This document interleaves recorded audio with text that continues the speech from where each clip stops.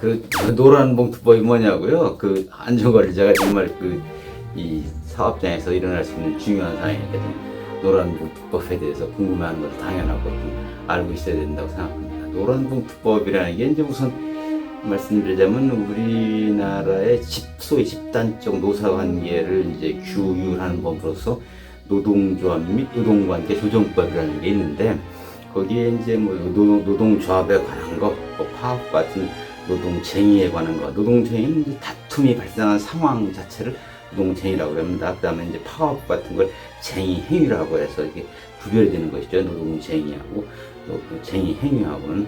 아무튼 간에 이제 그런 이 노사 관계에 있어서 우선 이제 이 노동 조건을 정하기 위해서 노동조합이 있으면 노동조합하고 사용자하고 타협을 해야 되는데 그런 걸 이제 단체 교섭이라고 그러잖아요. 이제 단체 교섭에 있어서 일반적으로 이제 사용자 노동조합이 이제 이 단체 교섭을 한다. 이렇게 하면 이제 얘기가 심플한데 이게 우리나라의 이제 건설, 뭐 수많은 제조, 특히 조선업 이런 데들은 이제 이 중층 하도로 돼 있단 말이에요. 이제 원청, 하청이.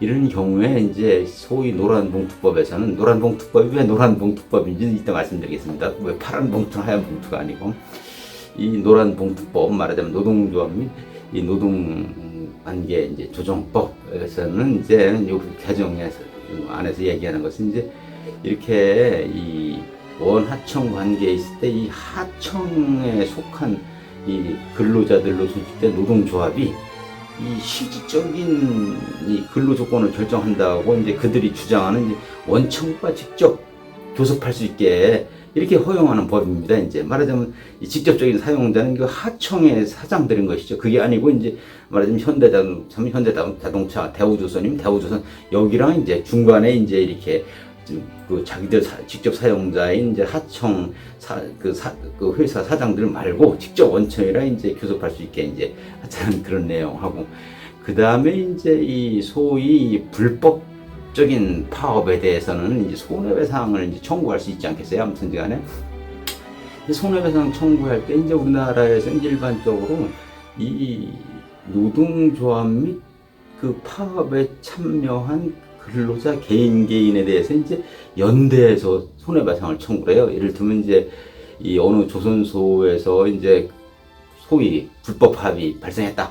그런 경우 이제 사용자의 이제 소위 구제 수단으로서 이제 노동조합과 파업에 참여한 조합원들 개인에 대해서 연대해서 예를 들면 뭐 전체 뭐 100억 원 손해배상을 한다 할 때 이제 그런 사람들한테 동시에 하는 것이죠. 이제 연대해서 배상을 하라고. 이제 그런 것들을 소위 이제 그 법률용어로 부진정 연대 책임이라고 하는데 아무튼 그런 경우에 요번에 노동조합 및 노동관계 조정법 노란 봉투법에서는 이제 그거를 파업에 참가한 노동조합은 개인들이 얼마나 불법적인 파업에 관여했느냐 정도를 따져서 따로 계산해서 손해배상을 청구하라 이런 얘기가 되는 겁니다. 이제 이렇게 된 이 소위원이 뭔가 하면 이제 우선 이제 이렇게 하게 된 이유는 이제 이 우선 이 원청하고 직접 교섭을 하라고 하는 이유는 이제 실질적으로 원하청 관계에서 이게 이제 형식적으로는 하청업체 사장들이 하청업체 근로자들의 사용자지만 해도 실질적인 뭐 도급 단간이 또 작업 지시 관계 여러 가지들은 이 원청인 아까 얘기한 현대자동차 또는 뭐 대우조선 뭐 예를 드는 겁니다. 이런 데가 근로조건 결정권이 있으니까 이 사람들이 이제 소위 단체 교섭의 당사자로 나서야 될 거 아니냐 하는 논리고 두 번째 얘기한 그 손해배상이 청구에 있어 이제 파업에 참가한 개인이 이제 불법행위에 기여한 정도에 따라서 계산을 해서 따로따로 이제 손해배상을 청구하라 이렇게 얘기하는 이유는 이제 말하자면 아까 말씀드린 것 같이 총 손해액이 100억 원으로다가 이제 추정이 될 경우는 그 100억 원을 노동조합이라는 그 조직하고 조합원 개인들한테 한꺼번에 당신도 100억 원, 당신도 100억 원, 누구라도 이제 그만큼을 이제 배상을 하면 이제 끝나는 것이죠. 이제 이런 것들 때문에 이제 그 전에 보면 이제 그 그 파업에 참여했던 이제 그 조합원들이 이제 뭐 자살하는 사태도 있고 막 이런 게 있었어요.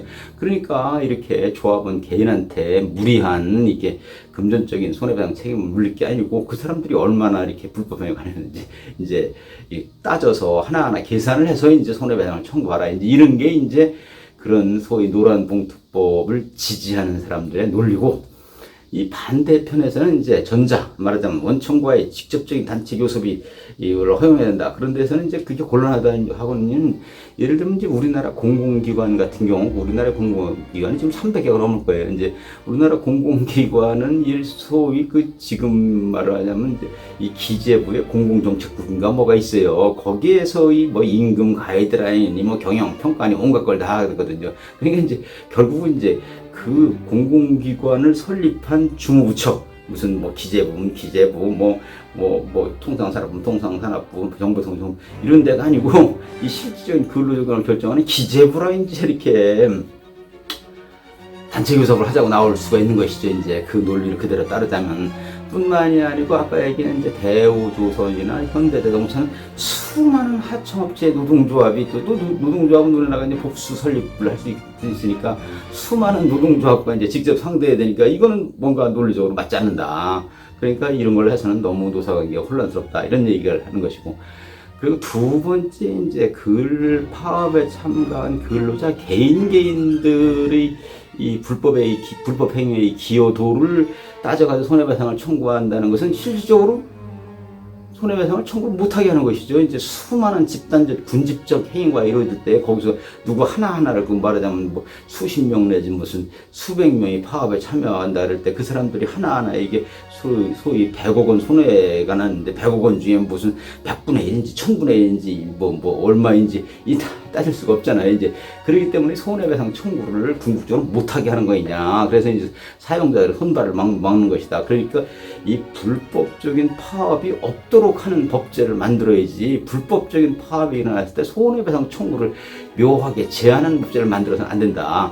이렇게 하는 게 이제 노란봉투법 반대의 논지입니다. 아시겠죠? 아무튼 이제 이 소위 노란봉투법의 개정안으로 나와 있는 그 노동조합 및 노동관계 조정법은 굉장히 좀 거의 곤혹스러운 측면이 있어요. 이제 일반적으로 봤을 때 이제 우리나라 헌법이나 민법이나 기타 이렇게 불법 행위에 관한 법률에 비춰볼 때 굉장히 좀 안 맞는 것이죠. 이제 그래서 이제 뭔가 그전 정부에서도 뭐 하려고 그랬다가 못했다는 뭐 이러저런 논란이 많은 것입니다. 그리고 이제 노란봉투법이라는 것은 왜 파란 봉투나 하얀 봉투나 또는 무슨 다른 이름이 붙지 그러는가 하면, 이제 그전에 여러분들 쌍용 자동차 파업이라고 기억하실 거예요. 그때 이제 굉장히 이게 특히 이제 손해배상 청구와 관련해 가지고 그 부담을 느낀 나머지 이제 그 노조를 이제 대표하는 어떤 사람이 그 당시에 어느 정당에 이 노란 이렇게 종이에 이렇게 요구사항을 적어가지고 이렇게 전달한 적이 있어요. 이제 그래서 그런 거에 기인해서 노란봉투법이라는 말을 하게 되는 것입니다. 아무튼 노란봉투법의 핵심 사항은 지금 말씀드린 바와 같이 두 가지 사항이니까 이제 안전관리하는 여러분들도 참고를 하면 이제 좋지 않을까 싶습니다. 여러분들 근무하시는 회사에는 그런 거로 시비가 있지는 않겠죠. 예. 여러모로 상스럽지 못한 날씨 잘 지내시기 바랍니다. 감사합니다. 참, 이 구독과 좋아요를 눌러달라는 말을 꼭 해라 그래가지고 말씀드리니까 협조해 주시면 감사하겠습니다. 안녕히 계세요.